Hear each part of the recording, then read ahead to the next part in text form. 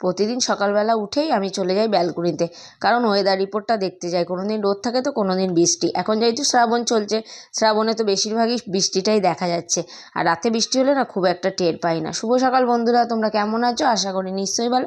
আমরাও সকলে খুব ভালো আছি, সুস্থ আছি। সকালের কাজকর্ম শুরু করে দিয়েছি। খুব একটা দাঁড়ানোর সময় পাই না, কারণ মানে ঘড়ির কাঁটা তো ঘুরতেই থাকে জানো তো।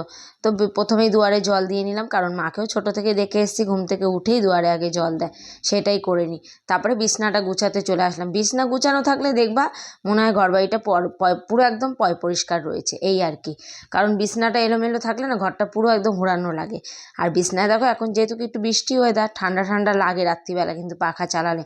এদিকে পাখাও দরকার, এদিকে আবার মানে চাদরও দরকার, এরকম একটা ওয়েদার, তাই না বলো? তোমরা কি বলো? সেটাই হয়তো। তা দেখো বিছনার মধ্যে একটা চাদর আর দুটো বালিশ আর দুটো কোল বালিশ লাগে। আমাদের ঘরে রাত্রিবেলা কোল বালিশ নিয়ে রীতিমতো মারামারি শুরু হয়ে যায় জানো তো। 3টে কোল বালিশ 3 জনের জন্য। এবার আমি নিজে বানিয়েছি, মানে আমি কষ্ট করে গেছি, আমি আর ভাগে পাই না। দেখো তোমাদের সঙ্গে কথা বলতে বলতে বিছনাটাও গুছানো হয়ে গেল। বিছনাটা গুছানোর পর বিছনা থেকে একটু দেখো নোংরা টোংরা পড়ে, সারাদিন বাচ্চা কাচ্চা থাকে, তাই সেইটা একটু আমি এখানে এই ঝুল ঝাড়ুনিটা দিয়ে ঝেড়ে নিলাম। আজকে যেহেতু বৃহস্পতিবার, সেরকম আর মানে ফার্নিচার টার্নিচার মুছবো না।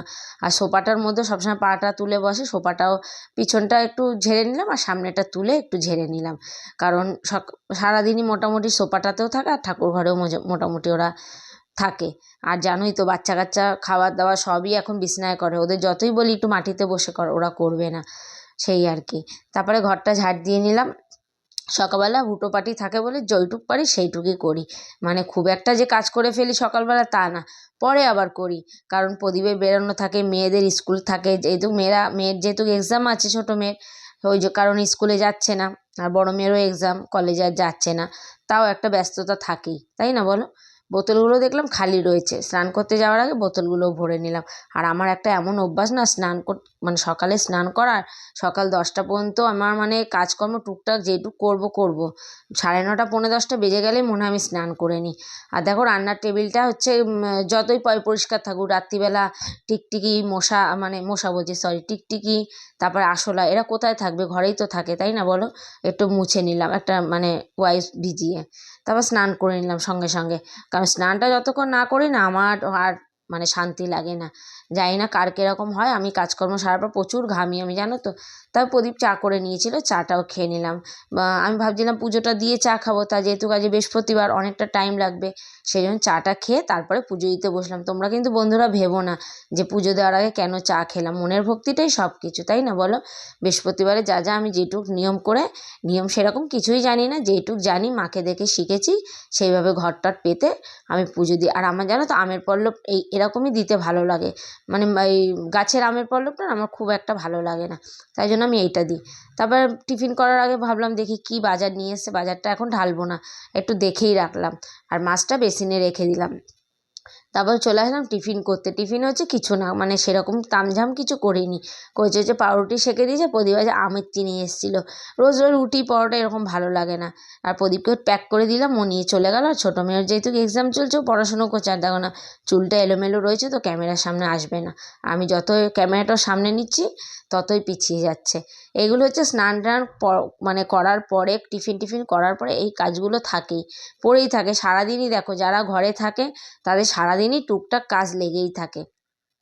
সকালবেলা হুড়োহুড়ি করে করলে না কি বলতো, একটা শরীরে বিরক্ত চলে আসে কাজের থেকে বেশি, তাই না বলো? আমার তো সেটাই হয়, তোমাদের কীরকম হয় অবশ্যই কমেন্ট করে জানিও। তো বেসিনটা দেখলাম সাদা, তো একদম ওপেন, মানে ঘর থেকে ঢুকতেই বেসিনটা দেখা যায়।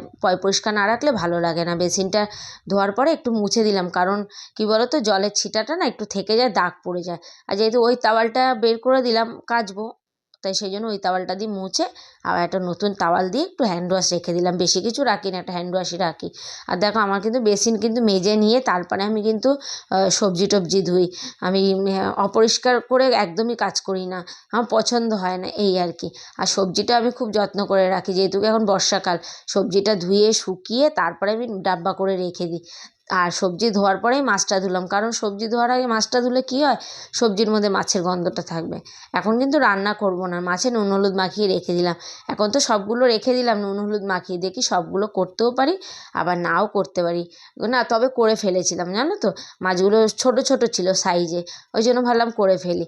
চালটাকেও ধুয়ে একবারে রেখে দিলাম। আর এই কুনকেটা জানো আমার শাশুড়ি মার, ওই জন্য যত্ন করে রেখেছি। সে নেই তো কী হয়েছে, তার জিনিসটা যত্ন করে রেখেছি। আর মাছটা আজকে একটু দই সর্ষে দিয়ে করব। দইটা অল্পই ছিল, যাই হোক কোনো ব্যাপার না। আর যেই কড়াইতে দিয়েছি ওদের তো বিপ্লব শুরু হয়ে গেছে, ফাটাফাটি। মানে এত লাফায়। আমার এই মাছটা সব ভালো লাগে, কিন্তু ভাজার সময় না আমার বড্ড বেশি ভয় লাগে। আমি হাতে একদম ঢাল তরোয়াল নিয়ে দাঁড়িয়ে থাকি, মানে তরোয়াল তো থাকে না, ঢালটা থাকে, নিয়ে দাঁড়িয়ে থাকি। তারপর দেখলাম মাছটা হতে হতে ভাতটাও হয়ে গেছে। ভাতটা আমি চালটা যেহেতু ধুয়ে রাখি, 1 ফুট দেওয়ার পরে আমি নামিয়ে রেখে দিই, গ্যাসটাও কম খরচা হয় আর তাড়াতাড়ি ভাতটা হয়ে যায়। রান্নার পরে সব খাবার মোটামুটি ডাইনিং টেবিলে নিয়ে চলে যায়, কারণ গ্যাসের টেবিলটা ছোট, ওই জন্য অসুবিধা। এই তো দেখো দেখতে দেখতে মাছের ঝোলটা আমার হয়ে গেল। একটু ভালো মাখা মাখা করবো, কিন্তু আমাদের ঘরে উপায় নেই। আমার ছোটো মেয়েটা আর ওর বাবা না খুব মানে ঝোল ঝোল খেতে চায়। আর দেখো শুধু মাছের ঝোল করিনি, এটা কী বলো তো, ওল ভাতে কাসুন্দি দিয়ে মেখেছি। আর সবজিগুলো দেখেছো এখনও মানে শুকায়নি, ওই জন্য তুলিনি, শুকালেই তুলবো। আর কিছু রান্না করিনি, আমাদের বেশি তরকারি খায় না। দেখো পরে করবো বলে কাজ ফেলে রাখলে কাজ পড়ে থাকে। কতগুলো ধনে মানে গোটা ধনে ভিজিয়েছিলাম, যে দেখি এটা হচ্ছে মাশরুমের ডাব্বা। মাশরুমের ডাব্বাটা ফেলে দেবো, দেখলাম শক্তপোক্ত আছে, তাই জন্য এই যে ধনেটা ভিজিয়ে রেখেছি, ভাবলাম পুঁতে দিই। ছাদে এসেছিলাম, দেখলাম খুব বৃষ্টি পড়ছে, মানে গেলে ভিজে যাব, সেই কারণে এই বারান্দাটায় এসে আমি কাজটা করে নিলাম। আর মাটি তো সবসময় রেডি থাকেই, সেরকম কিছু সার আমি ইউজ করি না। আমি সবসময় সবজির খোসা টোসা এসব ভিজানো জলই দিলাম। আর এই জলটা দেখো টবে জল জমেছিল, বৃষ্টির জল, ওই বৃষ্টির জলটাই আমি বাটি করে এনে দিয়ে দিলাম। তারপরে এই যে বাড়ির ঘরে ঢুকে খাওয়া দাওয়া তো হয়ে গেছে আগেই। ওষুধের পালা। আমার শরীরটা খুব একটা ভালো যাচ্ছে না, নার্ভের প্রবলেম ধরা পড়েছে, তাই প্রচুর ওষুধ খেতে হচ্ছে। তো বন্ধুরা, ওষুধ খেতে খেতেই আমি ভিডিওটা এখানেই শেষ করলাম। ভিডিওটা কেমন লাগলো, ভালো লাগলে একটা লাইক করে দিও, আর আমাকে একটু সাবস্ক্রাইব করে দিও। যদি তোমাদের ভালো লাগে অবশ্যই সাবস্ক্রাইব করো, কোনো জোর জবরদস্তি নেই। তা চলো, ওষুধ কিন্তু অনেকগুলো খাচ্ছি জানো তো। আর প্রদীপ এখনও আসেনি, ও আসবে একটু পরেই। আমরা খেয়ে নিয়েছি। টাটা বন্ধুরা।